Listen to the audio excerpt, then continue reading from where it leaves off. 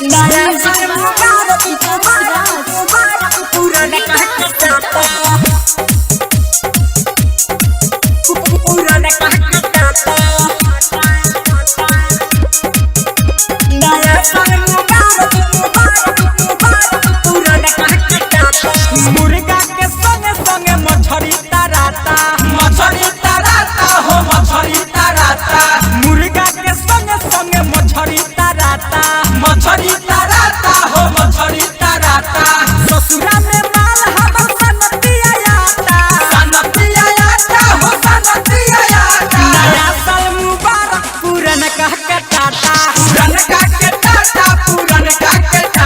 नया साल मुबारक पुराना कहके टाटा